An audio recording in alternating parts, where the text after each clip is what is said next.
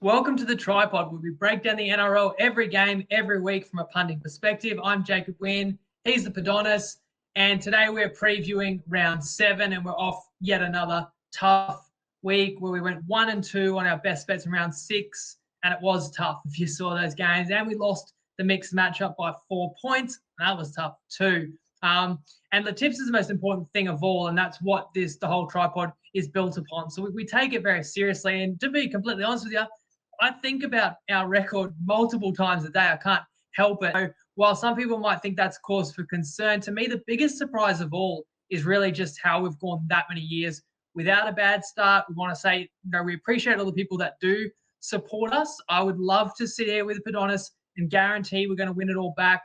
And I know a lot of other tips providers would be saying those kind of things. That's just not what we're about. There are no guarantees other than our best effort. Another thing is, I definitely open any feedback. And I said last week, if anyone wants to let us know what they think we could be doing better, ask any questions. Why haven't you done this? Why didn't you bet that? Why did you take this? Have you factored that? And it's not necessarily a cry for help.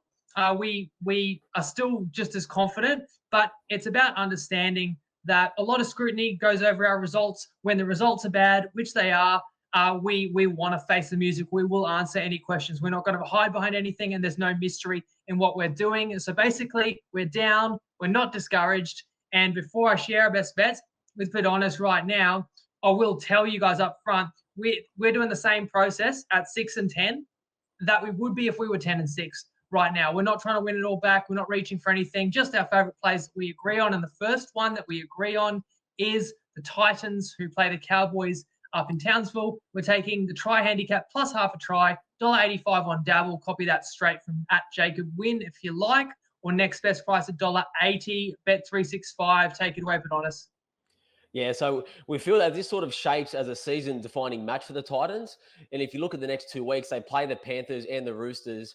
So I don't think they can really afford to lose this. And it's almost getting to that must-win territory, even though it is so early in the year. And I still have some question marks over the Cowboys' defense. The Titans will likely reintroduce Campbell, and they will have their best spot on the field that they've fielded since round 2. So I think that they will score some points, and they are explosive. And I sort of struggle to see the Cowboys hanging with them. And I just can't justify the Titans being an underdog in this spot and think that it should be a flipped favourite. So the try handicap for us is just an added edge, given that Val Holmes is a better goal kicker than Sexton. And we learned that the hard way last week. So we're rolling again with the Titans plus half a try handicap.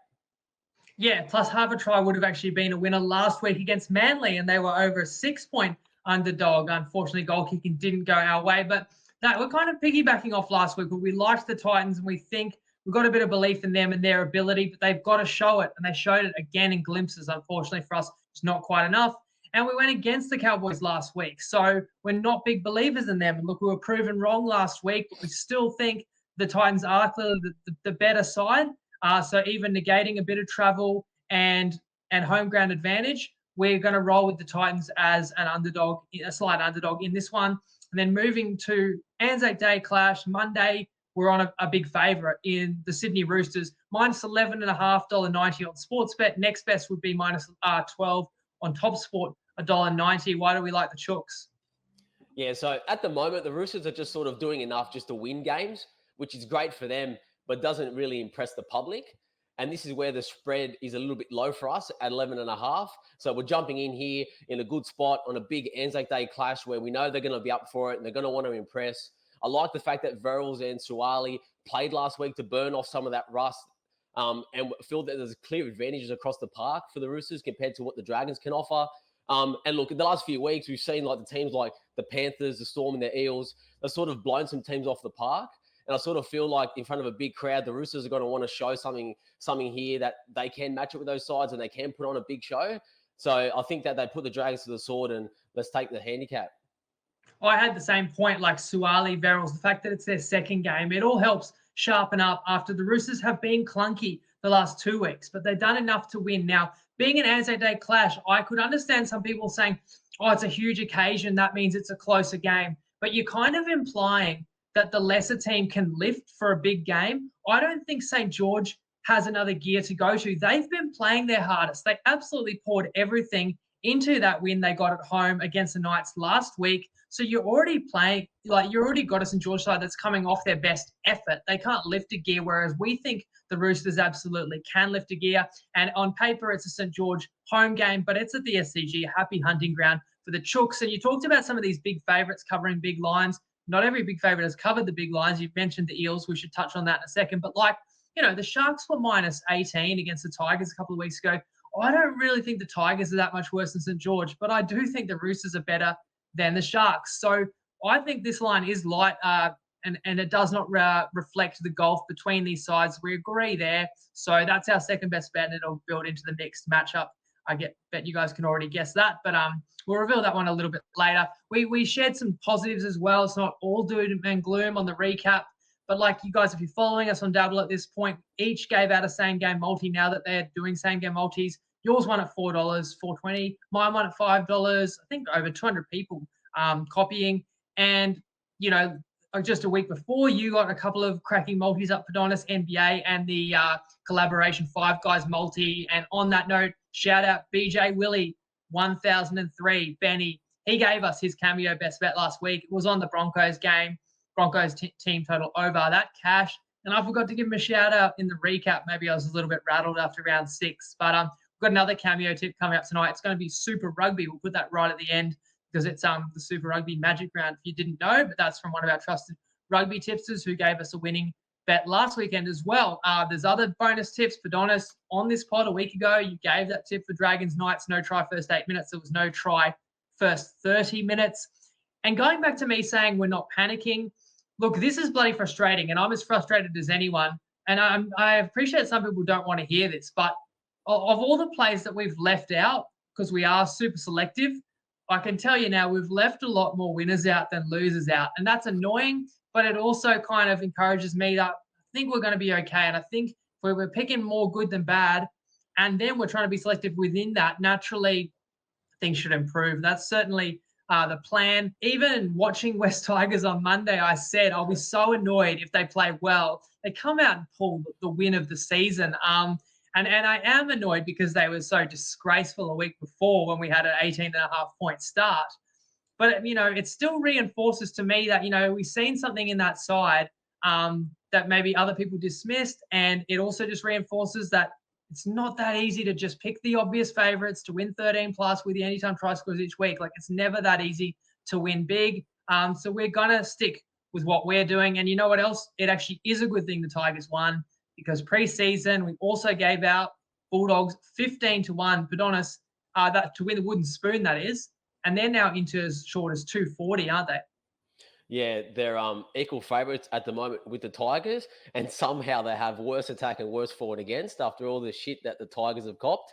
And good for our bet also, which we'll touch on when we get to the game. The Dogs have been blown out as a big underdog now with some COVID scares running through the camp. With that news just breaking, and as it stands, and we'll get to that, we don't know which players yet, but it doesn't sound good, does it? No. Well, let's see if Tristan touches on that, because we've got his market watch, so we'll hear how the markets are shaping up before we dive into all our games. Hey punters, Tristan Merlihan here from Top Sport. Round 7 kicks off tomorrow night, where Cronulla go in as warm favourites against Manly. Manly's obviously been reasonably impressive without Turbo. Go up a bit in class here this week against the Sharks, who have been really good to start the season and then came back to earth a little bit with the Storm. So we'll see how this game pans out. But 6.5 start favourite, where the Seagulls have been supported a little bit at the plus.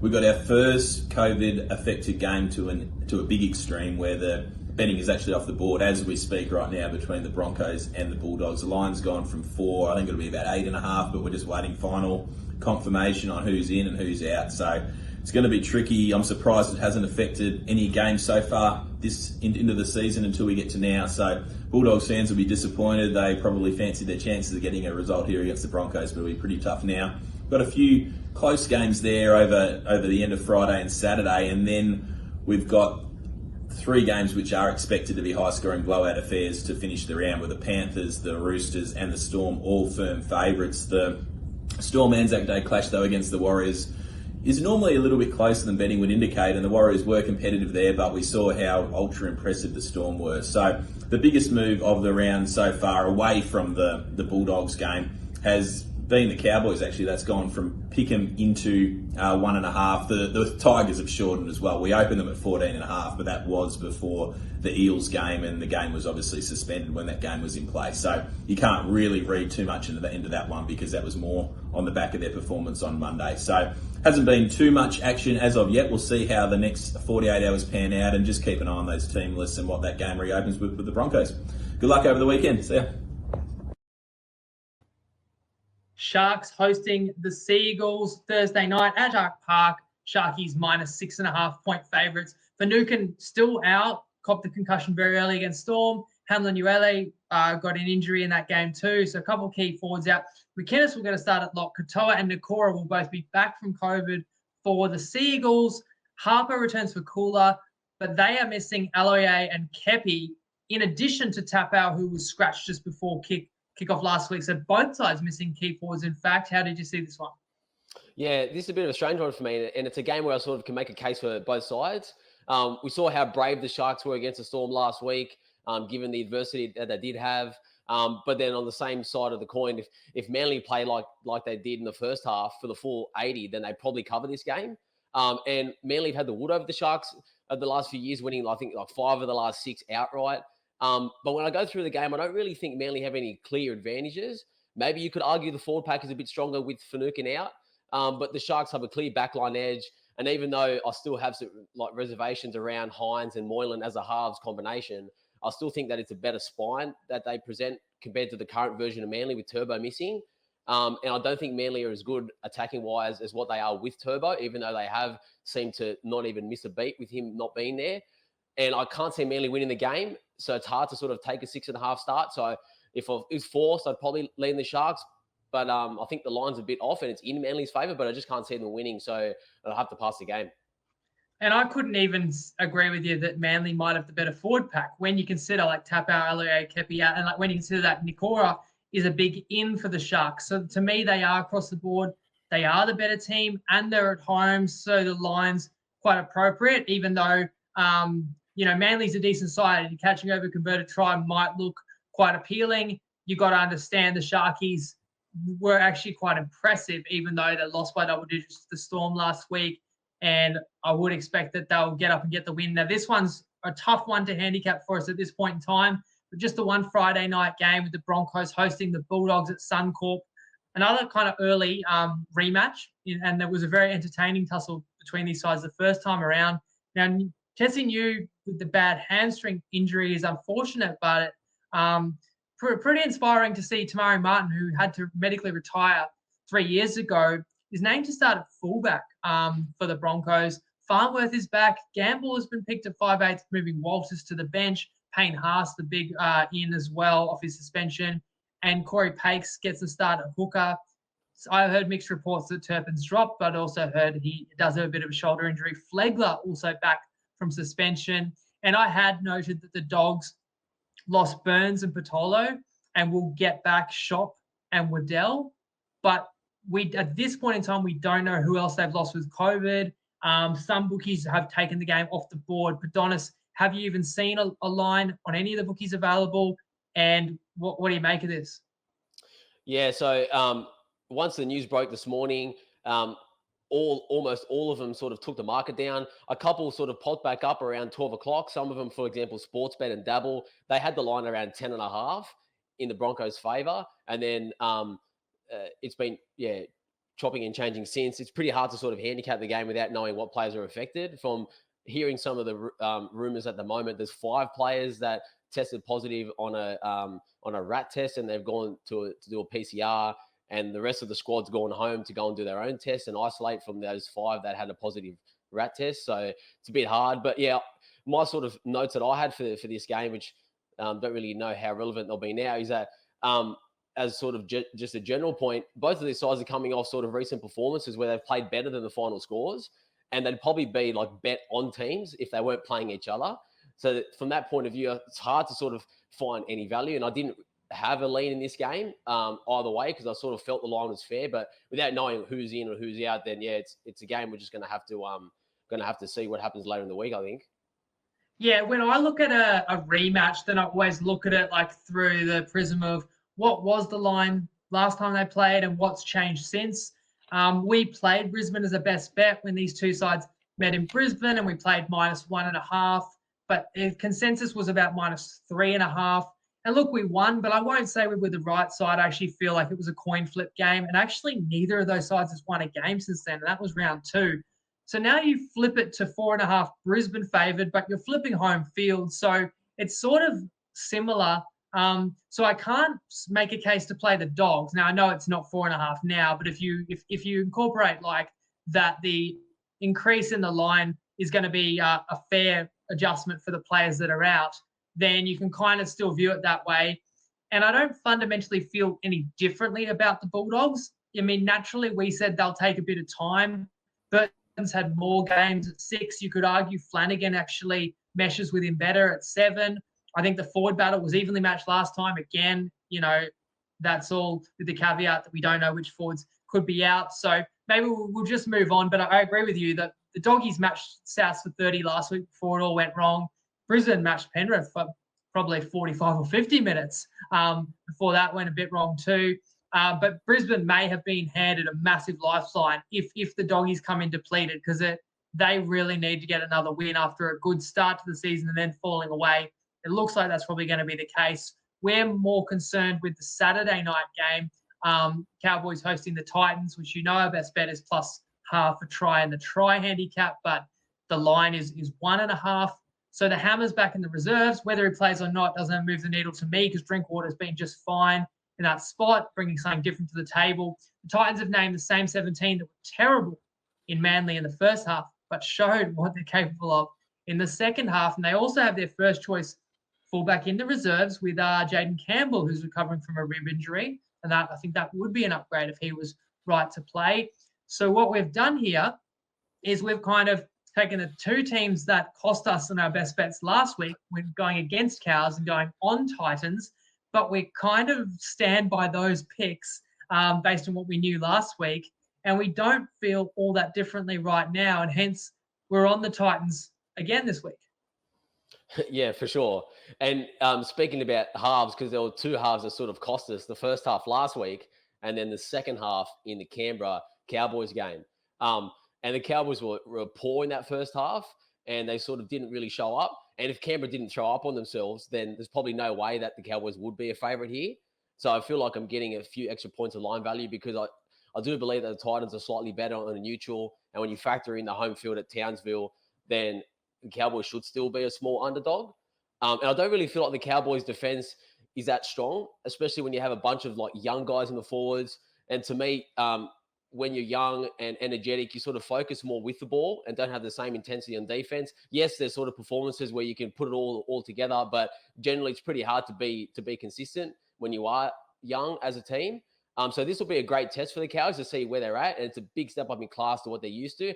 And if you look at some of the teams that they face, so they've played the Dogs, the Broncos, and the Raiders twice, and all of those teams sit in the bottom 5 in terms of points scored per game, at like 12 per game. And the two teams that they did play with a decent attacking record, being the Roosters, put 34 on them, and the Warriors put 25 on them. So I think that this is sort of a game where the Titans can be explosive, and Jaden Campbell does come back, and I think he will be named, because I didn't really like Asako anyway at fullback. So I feel like there's a huge upgrade there. They get their best spine on the field.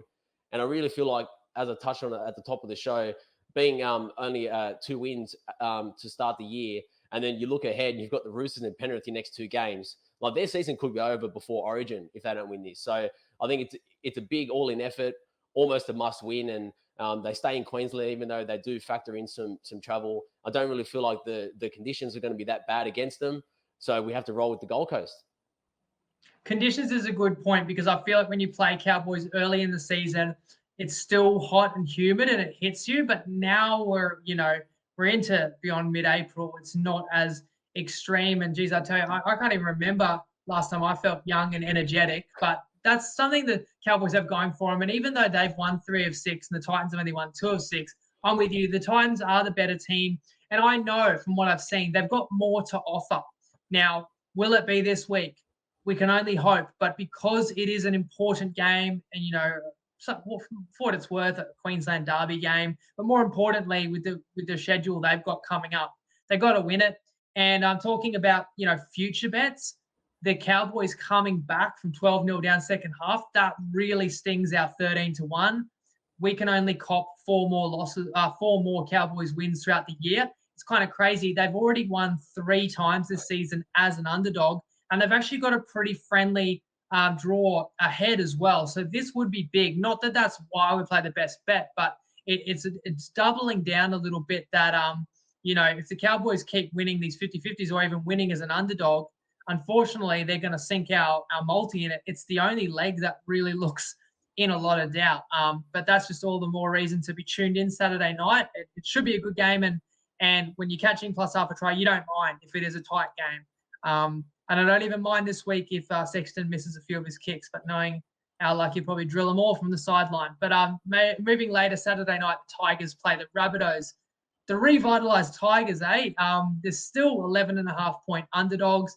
They've named the same 17, but when you have to name your team Tuesday and you played Monday, Simpkins' ankle injury looked bad, so I wouldn't be surprised if he's out. Maybe Liddell comes in a little. And the Rabbitohs have no major changes to their side. Geez, the relief in the Tigers was absolutely palpable after that performance. Any other takeaways from that crazy Easter Monday clash and what you made of this one?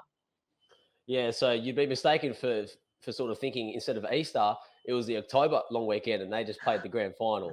Such was the reaction from Hastings as the siren was sounded. Good luck to him and good on him for sort of sticking it to the Eels.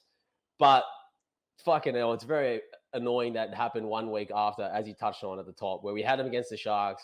The line sort of looked small to everyone a week later, but it goes to show you how the NRL is the most closest comp in the world. And even if you're the worst team, you can still put up a good effort on your day. I sort of felt that they sort of brought it to the Eels and stuck it to them in the middle. And Hastings really helped sort of steer them around the park. And Brooks, to me, looked great. He didn't sort of have all that pressure that he normally has, and he could just pass and move, and they were great. And yeah, the Eels were, I think they were guilty of trying to score off every play in that first half because they had a ton of ball. Had they had their time again and been a bit more patient, then they probably would have sort of scored a few tries. And as the game got deeper and the Tigers were in front and close, then it sort of built their confidence and galvanised them that they can win. Whereas if the Eels got up a score or two, then probably would have deflated the Tigers. But yeah, and shout out to Benny who posted that $31 bet slip from the guys at Lads and Neds at $31 halftime full time. And just to piggyback on that, because this is a question that might come up. And look, as much as I was scathing on the Tigers in the round 6 recap, when I did my recap for round 5 recap, when I did my handicap for round 6, I said to you, you know what, I'd play the Tigers again if you want to, but we didn't quite get there. And some people might say, well, you're not sticking to your principles because you played the Tigers plus 17.5 against, or plus 18.5 against Sharks, but you didn't play them plus 20.5 against Eels. And it's a fair question because the Tigers no doubt were better last week. Now, one of the other reasons, Hastings was huge. One of the other reasons the Tigers were better, Dane Laurie was back. We wouldn't have bet on the Tigers if we knew Laurie was going to get scratched the day of the game against the Sharks. So, for sure, they were better. And, Eels, Sharks, I think you can say they're pretty similar teams, especially the fact that Eels were missing Paulo and have their backline injuries. You could argue the Sharks are going better than the Eels right now. The difference is, though, that when we went into that Easter Monday game, we were off the back of one of the most putrid performances you'd ever seen from a Tigers side. And I said in the preview, I wouldn't be surprised at all if they played a lot better because of how bad they were. But there was no guarantee. You can't be a hindsight hero and say it was obvious Madge was going to get that response, because the counter argument is it was the Eels' 75th anniversary at Combank Stadium where they love to play and rack up points. There were 30,000 Eels fans, and this Tigers side could have just been completely, lifeless. And if they didn't hold their nerve early, where the Eels got a lot of repeat sets, it could have been a similar story. So we can't, say we saw that result coming, or, how about the bloke that had 100 grand on Eels at $1.05? And I saw people saying, oh, what a terrible bet.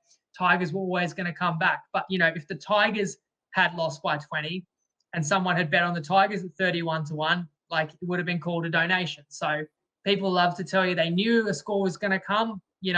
I thought that side had it in them, but good on them. And even then, it was a 50-50 game, and I thought the Tigers were going to find a way to blow it.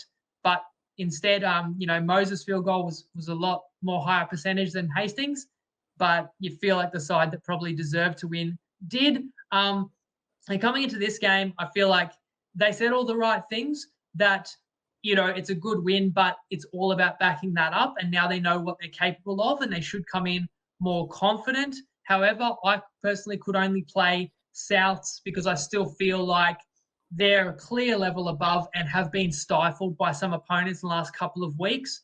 Dogs stifled them early and late, or else that score, may have even been bigger. And the week before, Dragons, the Souths was so sloppy, and you're not getting great value necessarily going on West this week because they got such a well-publicised win. Lean South with the longer turnaround and knowing that they are the better side. But I'm respecting the fact that the Tigers will get a lot out of that win, and they are such a better team with Laurie and Hastings in there. Did you have any other thoughts on Tigers South? I know you were close to wanting to bet on South Sydney again. Yeah, I was close. And they've sort of covered the spread the last 2 weeks, but I don't even think that they've played that well in doing so. And then if you look at a pure sort of numbers point of view, they were 12.5-point favourite against the Dragons, and then a 10.5-point favourite against the Bulldogs. And then we're getting a cheaper line or the same line. And I feel that the Tigers are worse than those two teams. So I can only bet on South knowing that. So similar points to what you made, the extra turnaround from Good Friday compared to the 5 days that the Tigers had. I think that's key. And look, all this game needs is a 10 to 15 minute window where South can score 2 or 3 tries and the game's over. So if I'm betting on the Tigers, then I'm betting on them to have a full 80-minute effort again. And I don't think that they can back that up 2 weeks in a row, given all the euphoria that they just had. But yeah, whether or not I want to jump on South now after I've missed them the last 2 weeks when I wanted to be on them, that's sort of the only thing probably holding me back. But yes, we were close. Just to tidy up there, because it might sound contradictory, because I think South certainly beat Dragons by 12, and you mentioned minus 12.5 line, but that they covered. Well, they covered the earlier line in the week, but they didn't cover the game day line, because I think the Dragons scored right at the end of that game. As has happened quite a few games this season, points at the very end could very well decide the line or the total, and that's why you always want to have the best number that you can get available to you. Let's move to... This will be Sunday early afternoon, where the Knights host the Eels, who we just discussed. And the Eels are still 8.5-point favourite. Clune was a late withdrawal for the Knights last week, but he is returning, and that pushes Crossland out. Junior Paulo back for the Eels. Nia Corey is out, which forces yet another backline reshuffle. Perham to the wing, Penasini to centre. So what do you make of this one? Yeah, so full disclosure, I when I went through the game, I made this line like 10.5, 11. So I sort of feel that it's a little bit light, and we have a good team in the Eels coming off a pretty bad, poor loss. So you know that they want to come out and rectify that, and they'll come out hard. And they match up pretty well with the Knights. They have a stronger pack, so I think they'll be able to dictate where the game takes place. Every time the Knights have sort of come up against a stronger forward pack, that's where they sort of struggled the most. And I think back to the Sharks game as one there. But even though the line's a little bit light, I sort of feel like I'm betting on against a Knights team that's got 4 straight losses, and they're going to be a home underdog and desperate.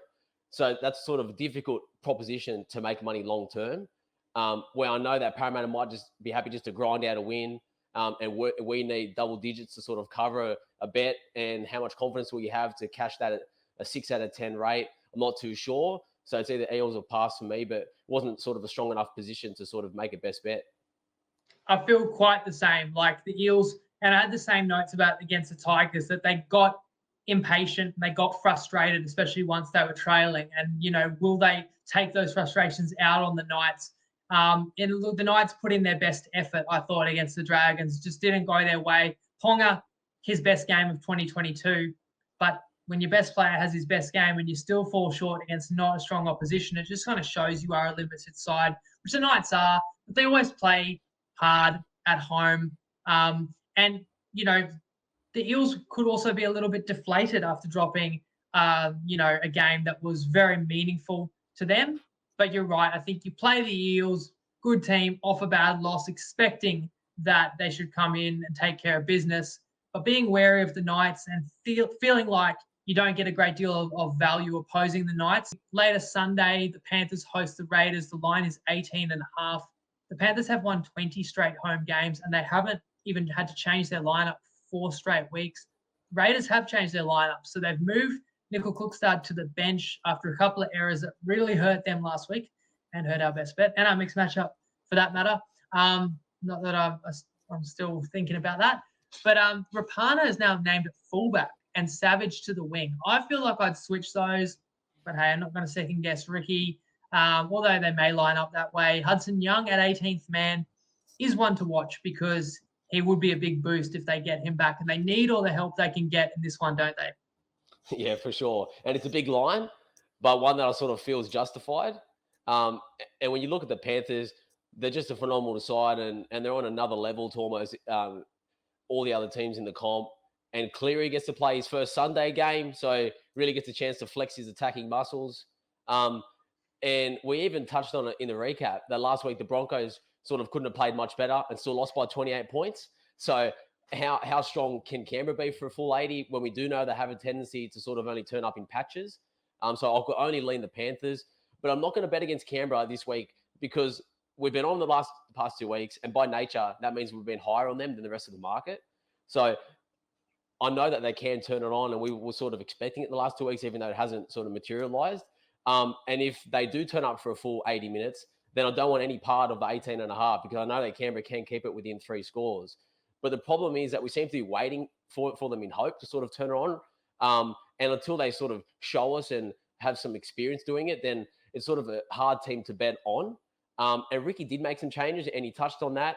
But I'm not too sure whether that will help them sort of spark them, or whether it sort of seems to me that it's a bit desperate and almost makes them lose their way a bit in attack. So that's the way that I'd probably see it. So I would lean the Panthers, but yeah, enough reasons to sort of stay away from the game as well, similar to the Souths game. It's an interesting point, eh? Like, is it succession planning, especially if Savage plays fullback? Like, was Ricky holding him out because he wasn't ready? But now at some point he's like, well, we've got to try something new. Like, you know, we've got this talented kid who's very raw, but, you know, the side that we're picking each week isn't getting it done. I kind of feel the same way. Like, okay, before the season, I thought the Raiders were a top 8 side. That was when they had Fogarty. Then when I knew he was out, I thought they were a fringe top 8 side. But this is our challenge as we go through the year is we have our beliefs, but we cannot be too stubborn. We both liked the Raiders a little bit more than most people, but the loss last week was so disappointing and in such an important position at home, up double digits. You know, you've got to win that game. So when you don't, then I don't respect your ability as much.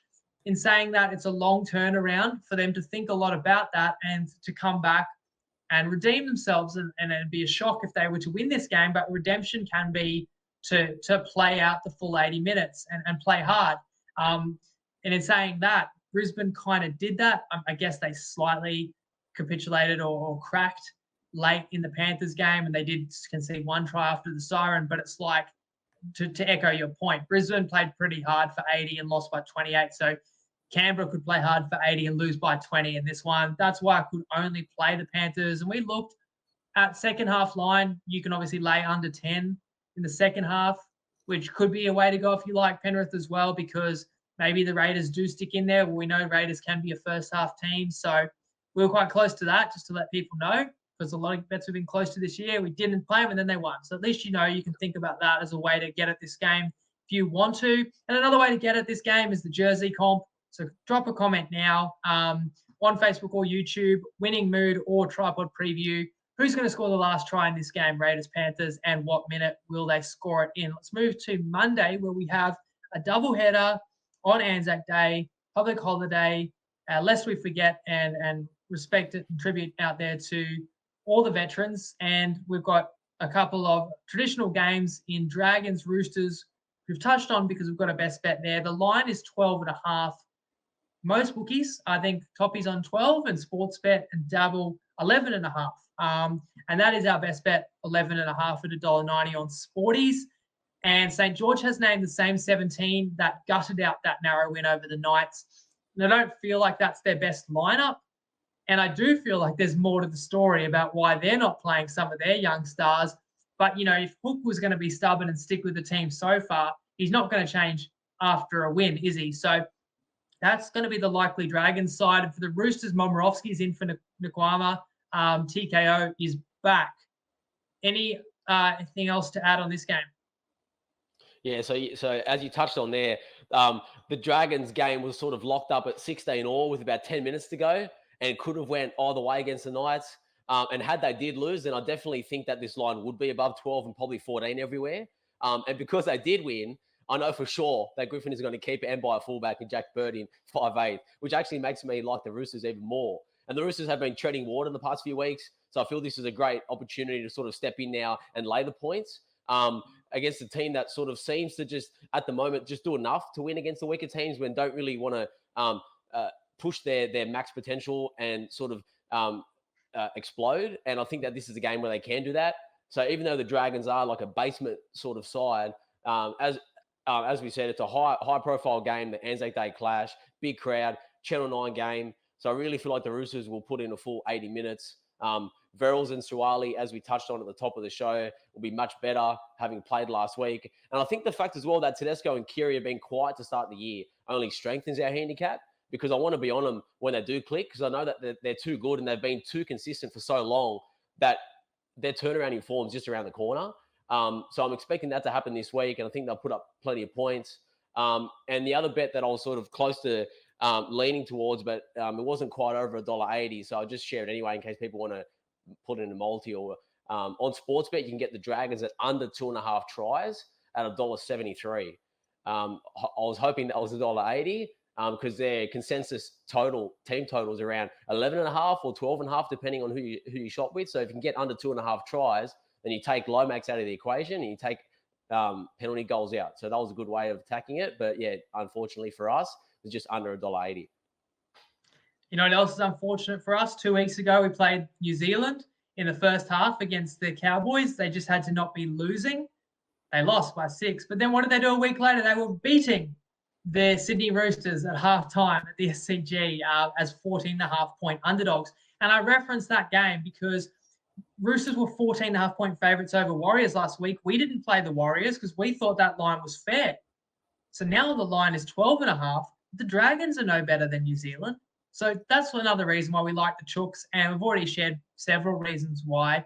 So it feeds into our mixed matchup, which we're going to go similar to last week because we don't have a side we want to play and a side we want to oppose that are predicted to score around the same number of points. As you touched on, St. George are expected around the 12-point mark, so we can't go against them with Titans who are expected to score like 20, whatever. But what we can do is combine our two best bets like we did last week. So it's pretty simple. Titans plus Roosters to outscore their opponents by 13+.